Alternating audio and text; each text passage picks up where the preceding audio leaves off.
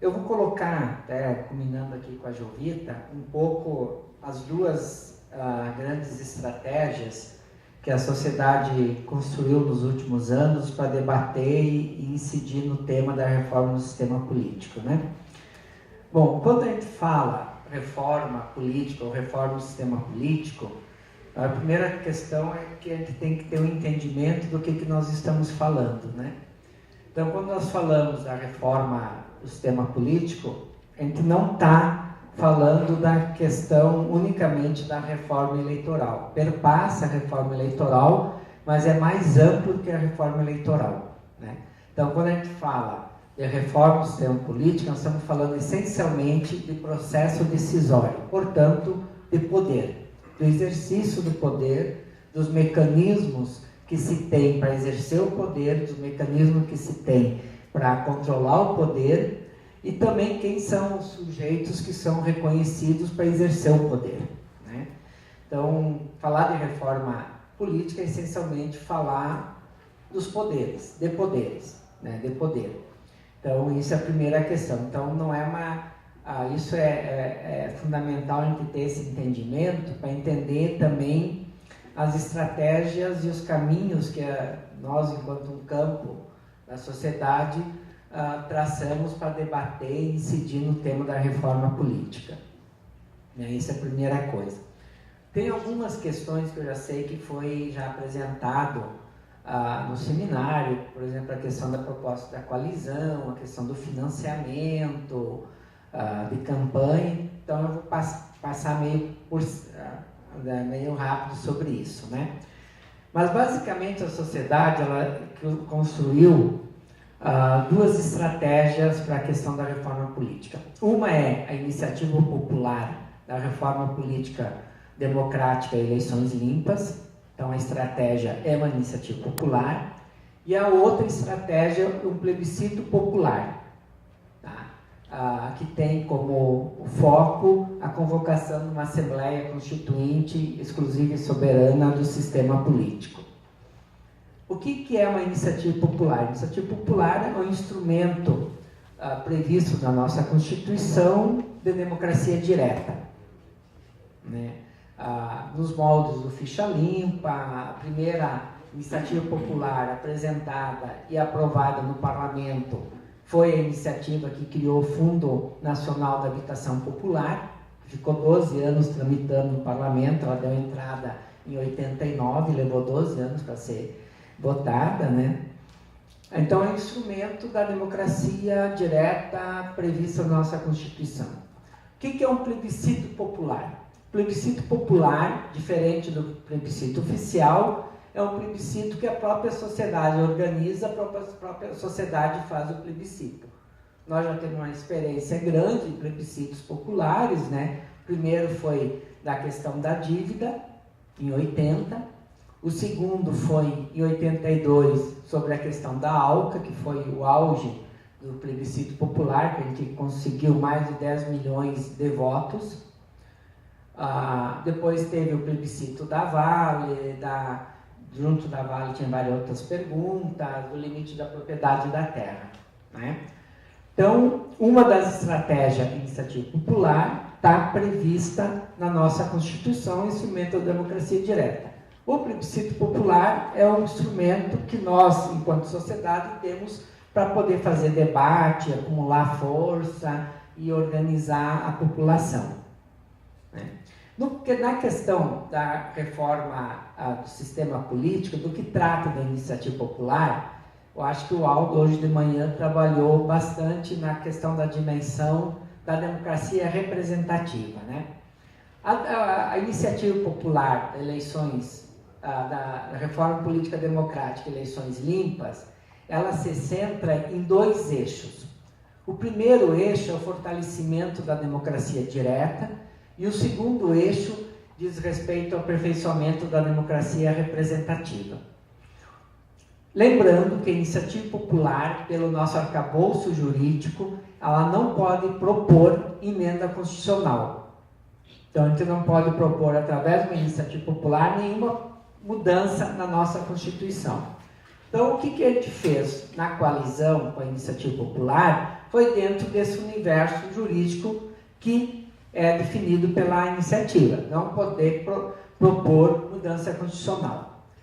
Dentro disso, no que trata do aperfeiçoamento da democracia direta, dos 3 instrumentos que nós temos de democracia direta, plebiscito, referendo e iniciativa popular, o que é possível a gente avançar nessa direção da democracia direta sem envolver mudança constitucional?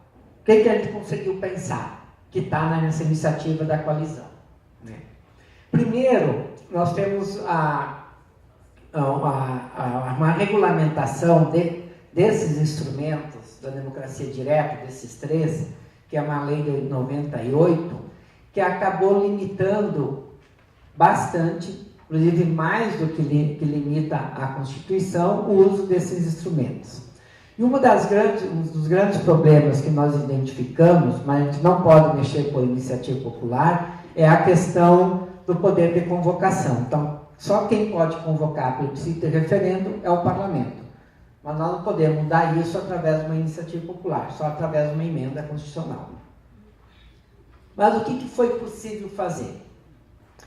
Na proposta da coalizão, nós elencamos um conjunto de questões que deveriam ser decididas através do instrumento da democracia direta, o plebiscito e o referendo. Quais são essas questões, né? Uma diz respeito à privatização, concessão de bens públicos, alienação de bens públicos, então um conjunto de questões que diz respeito a bens públicos que são repassados por diversas formas para a iniciativa privada, né? A gente fala em termos gerais das privatizações. Isso devia ser objeto de referendo ou plebiscito, né? Uma outra questão é a de grandes projetos. Por exemplo, está sendo construído um conjunto de usinas hidrelétricas na Amazônia. Quem decidiu sobre isso? Então, independente se é a favor ou não, mas aqui é a questão que a gente fala do poder de decisão, né? Quem que decidiu? Transposição no Rio São Francisco. Quem que decidiu? Nem foi o parlamento. Nem o parlamento decidiu sobre isso, né? A questão hoje que está sendo bastante discutida dos grandes eventos, que tem impacto na dívida dos estados, dos municípios, da União, na vida das pessoas, por exemplo, a questão da Copa, da Olimpíada.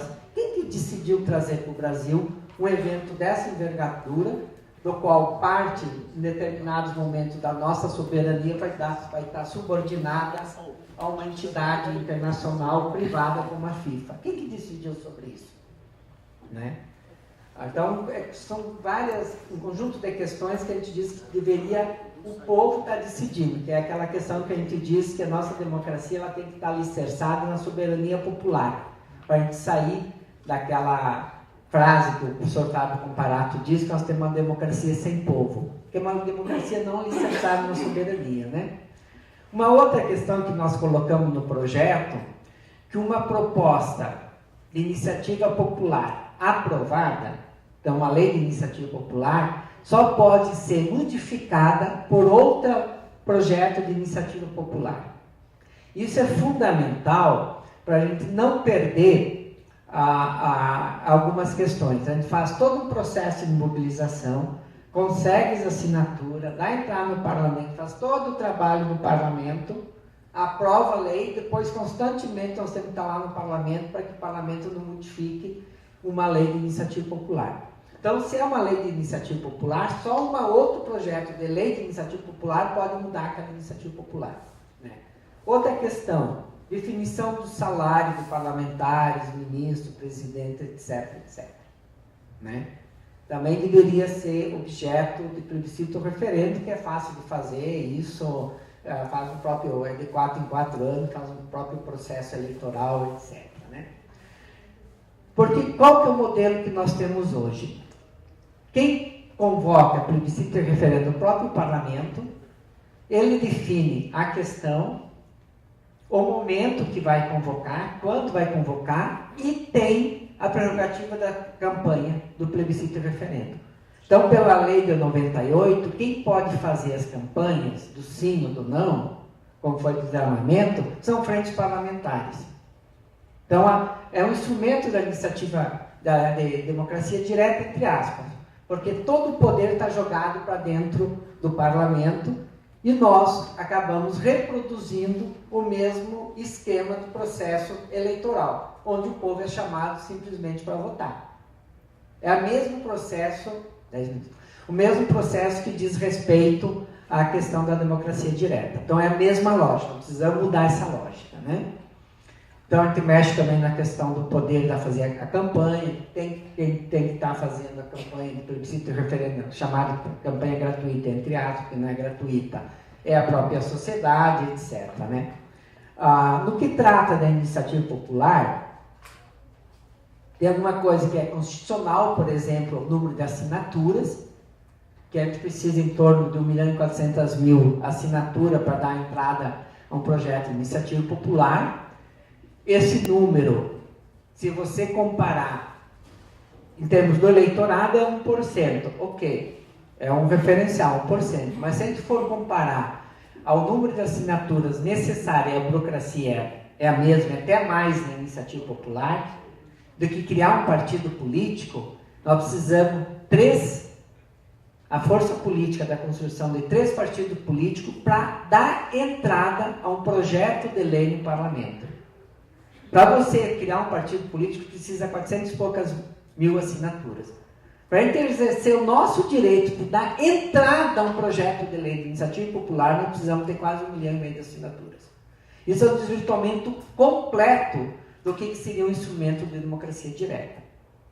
Né? Além de toda a burocracia. Sem contar que chega no parlamento, o parlamento diz que não consegue conferir assinaturas, manda para a Justiça Eleitoral, a Justiça Eleitoral diz que não é de competência, a gente não consegue tramitar o projeto enquanto iniciativa popular. A gente tem que convocar os parlamentares que concordam para eles darem entrada no coisa. Então precisa ter um rito próprio para a tramitação de iniciativa popular, inclusive com trancamento de pauta, regime de urgência, etc, etc, e tramitar enquanto autoria da soberania popular, não em nome tem que depender de um parlamentar para isso. Né? Então, essa é o conjunto de propostas que está na iniciativa popular da reforma política da coalizão. Do que trata da democracia representativa, o Aldo já trabalhou na questão do sistema de financiamento, do financiamento democrático, da lista transparente, etc. Né? Eu só chamaria a atenção que nesse debate da democracia representativa, além da questão do financiamento, que é fundamental, mas não pode ficar só reduzido na questão do financiamento. Né? Inclusive, tem que mudar os critérios da partilha de recursos. Porque se não mudar o critério da partilha de tempo de televisão e do fundo partidário ou do recurso público, nós vamos estar reproduzindo o que nós estamos criticando hoje. Nós vamos continuar tendo o parlamento que nós temos, daí com recurso público. Mais do que tem hoje, que tem. Né? Então, o processo eleitoral, a questão do financiamento, diz respeito também à questão da corrupção, combate à corrupção, lógico, mas essencialmente uma questão democrática. Como você cria um sistema de financiamento do processo eleitoral que oportuniza as disputas eleitorais num patamar de maior igualdade. Portanto, você diminui o peso do poder econômico. Né? Então, a questão do financiamento é isso. Tem outra questão que a gente fala dos sujeitos políticos que estão na disputa. Né? Nós temos um parlamento essencialmente masculino, branco e proprietário. Basicamente, nosso parlamento é esse. Masculino, branco e proprietário. Olha, nós temos um parlamento que a representação das mulheres não chega a 9%, da população negra não chega a 9%, não temos representação da população indígena. E esse seria o espaço da representação da sociedade. É lógico que o povo se olha no parlamento e não se vê representado. Então, o debate sobre a questão da democracia representativa e é o sistema que a gente pensou na questão da proposta da coalizão, tem a ver de como você torna o parlamento um espaço realmente de representação dos vários segmentos da sociedade. E não, como é hoje, masculino, branco e proprietário, que tem quem tem grana. Né? Então, isso a gente consegue enfrentar essas questões através da iniciativa popular, que é o que está colocado na iniciativa popular da coalizão. Tentar na coleta de assinatura, todo esse processo, né? Tem outra estratégia, que é daí a longo prazo, que é a questão do plebiscito popular pela convocação de uma Assembleia Constituinte exclusiva e soberana do sistema político. Sistema político aqui entendido nessa amplitude que eu coloquei da questão do exercício do poder. Então, não é só a respeito da questão eleitoral ou da própria instrumentos da democracia direta, mas diz respeito mais à institucionalidade. Né? O plebiscito popular é organizado pela sociedade. Nós agora, falo nós porque a plataforma também participa, assim como da iniciativa também do plebiscito.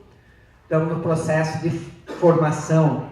Já passamos por um processo de formação dos formadores, agora está na formação, curso de formação em todos os estados, que a gente fala dos cursos dos 1000. Cada estado está formando 1000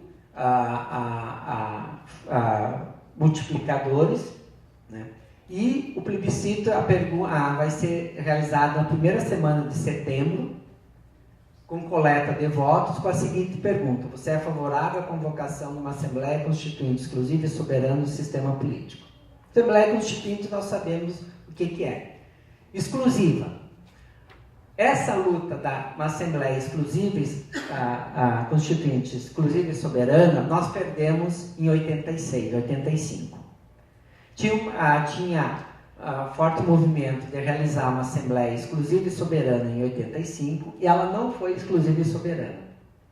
Exclusiva quer dizer que ela é eleita para fazer uma nova Constituição, e ponto.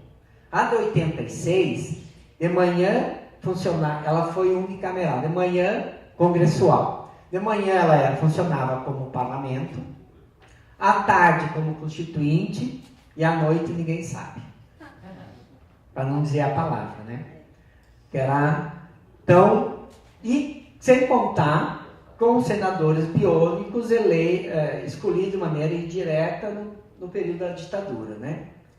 Soberana, quer dizer que ela tem que estar acima do executivo, do legislativo e do judiciário, justamente para pensar uma nova institucionalidade. O que não foi de 86. De um lado estava a espada do executivo e a outra do judiciário. Tanto é que o Sarney conseguiu os 5 anos que ele queria. Né? Então, teve isso. A nossa Constituição, ela tem alguns aspectos que ela foi bastante avançada. Por exemplo, nas questões das chamadas políticas sociais, que foi a primeira parte, mais ou menos, votada na Constituinte, que foi as políticas sociais. Então, mudamos radicalmente o patamar da questão das políticas sociais. Por exemplo, a saúde é evidente. Ela passou a ser um direito universal, independente se esse direito a ser concretizado ou não, mas ela passa, em termos jurídicos, a ser um direito universal. Até 88, como que era? Você tinha direito à saúde se você era chamado fichado. Se estava fichado. Né? Portanto, se tivesse carteira assinada. A discussão que tinha era, em tempo de crise, passava, o período que tu deixou de ser fichado, como o povo diz, passava, quanto que tu vai ter direito à saúde, quanto tempo depois que você deixou de ter carteira assinada. Em momento de crise, era 6 meses, depois diminuía para 3, para 2, para 1, e a discussão da saúde era essa. Mudamos completamente o patamar. Né? Mas no que diz respeito às outras questões, por exemplo, do exercício do poder, do sistema político, a questão da economia, da infraestrutura e várias outras questões, teve uma reorganização no processo constituinte e as forças populares perdemos todas. Inclusive no próprio sistema de segurança, por exemplo, que é todo ele copiado do tempo da ditadura. A única mudança que se teve foi que os governadores retomaram a prerrogativa de poder indicar os comandantes das polícias militares, mas a estrutura continua a mesma, né? Então, o plebiscito popular quer discutir essas questões com a população, criar força política, mobilização, para se ter um novo processo constituinte, daí uma Assembleia Constituinte exclusiva e soberana, para a gente concluir o processo que a gente começou lá em 86 e não conseguimos concluir, né? Mas também com outro formato da Constituinte, não só a questão exclusiva e soberana, mas um processo constituinte que se dá mais em termos da própria sociedade, e não tanto como é de representação. Então tem que criar outros critérios, sim, de representação para a Assembleia Constituinte, não resta dúvida, mas a gente pensar uma Assembleia Constituinte exclusiva e soberana, muito mais como um processo constituinte na própria sociedade, portanto, com um mecanismo de democracia direta na própria Constituinte, e não tanto como se fosse algo delegado, como foi em 88 para o Congresso, ou nós vamos eleger novos constituintes que vão lá, 500, 600 ou 300, fazer a nova Constituição. Tem que ser uma tarefa da cidadania, da população, através de vários mecanismos, para fazer uma nova constituinte, para poder também criar novas institucionalidades. Só para encerrar, né? Se tem uma avaliação que a complexidade que hoje é a sociedade, não só a sociedade brasileira, mas a complexidade que é a nossa sociedade, nós precisamos estar repensando a nossa institucionalidade, né? Que essa institucionalidade que nós criamos, que já vem de muitos séculos, não dá conta mais de processar a diversidade e a complexidade que é a sociedade. Então nós temos que se colocar no movimento de construir outras institucionalidades que tenha na centralidade a soberania popular e a radicalização da democracia, para também dar conta dessa diversidade, dessa complexidade que é a sociedade. Obrigado. Fiquei no tempo? Eu gosto do Moroni é essa animação. No início ele perguntou, não, no máximo 15 minutos, com 20 minutos não tinha jeito de fazer ele parar de falar, esse entusiasmo.